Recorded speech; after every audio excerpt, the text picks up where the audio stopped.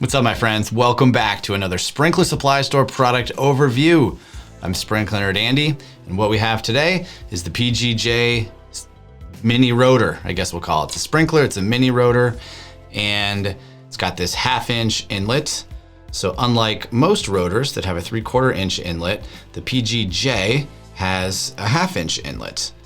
Let's see if you can get a look at that. And similar to the PGP and the PGP Ultra and the Hunter i20, etc., it uses Hunter's standard hold-up tool.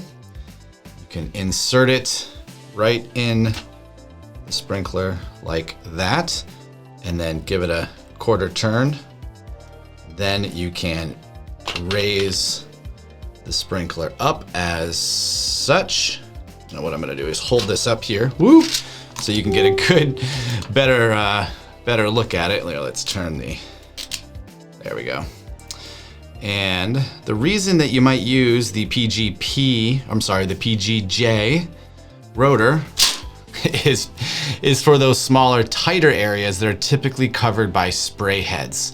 So if you've got a large turf area and then at some point it gets smaller, like less than 20 feet or less than 25 feet, somewhere in that like 12 to 25 foot range, that is when historically you might split your zone into 2 zones, one zone of rotors and then one zone of sprays to get those smaller areas. And the reason you had to do that was because spray type sprinklers have a precipitation rate that's twice as much as a rotor. So if you run them for the same amount of time, the area that has the spray heads will get twice as much water.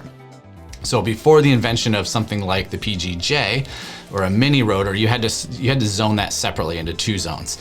Today, this is a little less popular because Hunter also has the MP rotator, which has the same match precipitation rate as most rotors. And so what happens today is people don't use this PGJ sprinkler nearly as often as they used to because it's being replaced by MP rotators.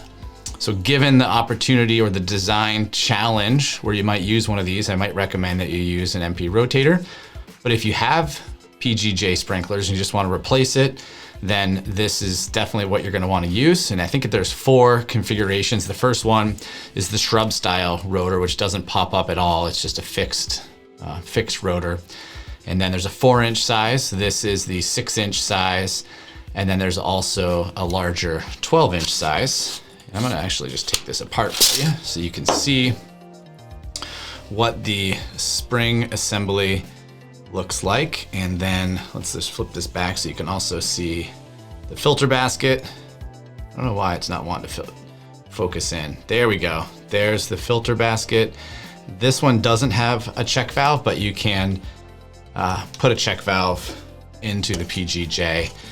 And yeah, pretty reliable rotor by Hunter, been around for a long time, and probably the best use case is if you have these and you want to replace it. Otherwise, probably recommend buying a pro spray with pressure regulation and using MP rotators for the smaller turf areas that you need to add to the same zone as your larger areas that might be being watered by the PGP or the PGP Ultra, i20, i25, etc.